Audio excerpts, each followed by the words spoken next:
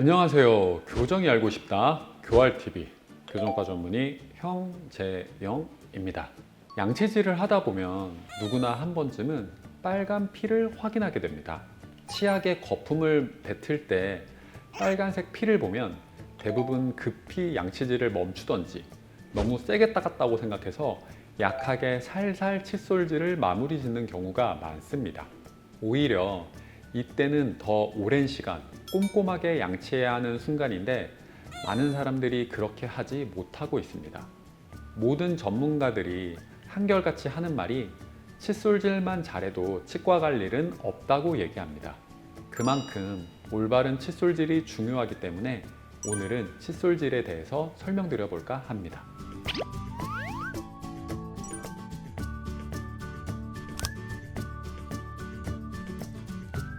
칫솔질을 하다가 잇몸에서 피가 나는 것은 잇몸 건강에 이상이 있다는 신호라고 생각하시면 될 것 같습니다. 잇몸 출혈이 나타나는 것은 치아에 남은 세균이나 음식물 찌꺼기가 염증을 만들었기 때문인데 이러한 염증은 꼼꼼한 칫솔질로 남은 세균과 찌꺼기를 제거해야 사라지게 됩니다.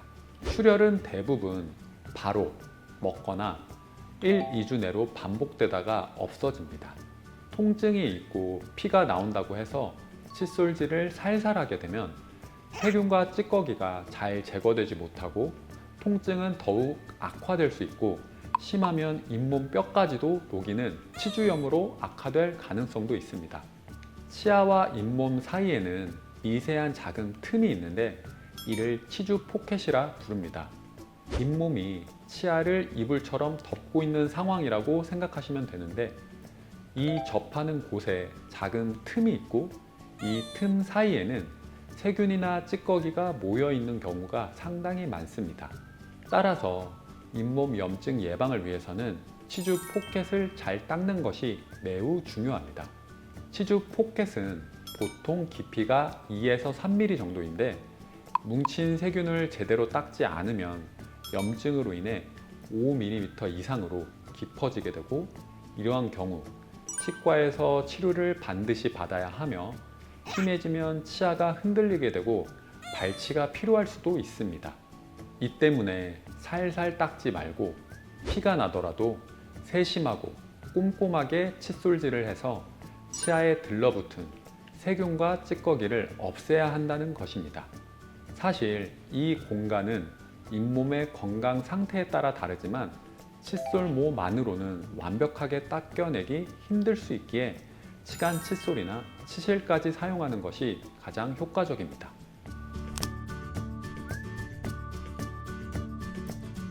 나이가 들면 잇몸이 패였다고 생각하시고 치아와 잇몸이 접하는 부분이 너무 시려서 칫솔질을 아예 못하겠다고 하시는 분들이 있습니다. 실제적으로 잇몸이 패인 건 아니고 잇몸이 내려가면서 치아의 약한 부분이 드러나면서 치아가 패인 상황이라고 생각하시면 됩니다. 사실 이렇게 치아가 파이게 된 이유 중에는 옆으로만 세게 닦는 잘못된 칫솔질 방법도 있지만 세균과 찌꺼기가 해당 부위에 남아서 치아를 부식시키는 문제도 있습니다. 그러면 좀 더 쉽게 치아가 패이게 되고 이미 패인 부분은 더욱더 세균과 찌꺼기가 남기 쉬운 환경이 되기 때문에 점점 더 파인 범위가 깊고 커지게 되는 악순환이 일어나게 됩니다. 아무래도 매끈한 치아를 닦는 것과 살짝 틈이 있는 파인 치아를 닦는 것과는 차이가 있을 수밖에 없습니다. 그렇기 때문에 잇몸이 시린 분들일수록 칫솔질을 할 때 시리더라도 참고 더욱 꼼꼼히 함으로써 치아에 세균과 찌꺼기가 남아있게 하면 안 됩니다. 더군다나 시린 잇몸은 자극이 없으면 더욱 예민해져서 시린 증상이 더 나타날 수 있으므로 신경 써서 칫솔질 하는 것이 중요합니다. 기본적으로 가장 중요한 점은 빼먹지 말고 모든 부위를 골고루 닦아줘야 한다는 점입니다. 사람들마다 차이가 있지만 거울을 보면서 집중해서 칫솔질 하는 사람들도 있고 핸드폰이나 TV 같은 다른 행동들을 하면서 동시에 칫솔질을 하는 경우도 많습니다. 그러다 보니 무의식 중에 한 곳만 계속 닦거나 미처 닦지 못한 부분이 생길 수 있기에 본인만의 순서 루틴을 잡아주는 것이 좋습니다. 보통은 처음 시작할 때가 가장 열심히 할 수 있기 때문에 가장 닦기 어려운 곳부터 하는 것이 좋다고 생각됩니다. 치아의 바깥쪽보다는 안쪽, 특히 혀 쪽이 가장 닦기 어려우며 보통은 앞쪽보다는 뒤쪽 어금니가 어렵기에 아래 안쪽 어금니부터 차례대로 닦고 이후에 바깥쪽, 씹히는 면을 닦아주는 것이 좋을 것 같습니다. 앞쪽 치아들은 대부분 잘 닦이는 편이지만 실제로 치과에 가서 치료받을 정도로 문제되는 치아들은 대부분 뒤쪽 어금니에서 생기게 됩니다. 그만큼 더 신경 써서 닦아줘야 하며 뒤쪽 어금니와 잇몸이 접하는 부분을 잘 닦아내야 합니다. 사실 닦는 순서는 본인의 루틴을 만드는 것이 중요하다고 생각되고 마지막에는 항상 혀를 닦는 것이 좋습니다. 텅 클리너라는 기구도 따로 있을 정도로 혀의 세척은 입냄새 예방에 중요한 역할을 하기에 혀를 닦는 습관도 반드시 필요합니다. 두 번째로 칫솔질의 방향이 중요합니다. 치아는 네모 반듯한 형태가 아니고 타원형의 형태이기 때문에 음식을 먹으면 치아와 잇몸 사이 틈이나 치아 사이 틈에 찌꺼기가 모여있게 만드는 구조입니다. 이를 칫솔로 제거해야 하기 때문에 단순히 옆으로 문지르기만 한다고 해서 제거가 되지는 않습니다. 방향이 잘못되었다면 아무리 오랫동안 칫솔질을 해도 찌꺼기는 그대로 남아있게 됩니다. 따라서 잇몸 쪽에서 치아 씹히는 방향으로 쓸듯이 닦아주셔야 제거가 가능합니다.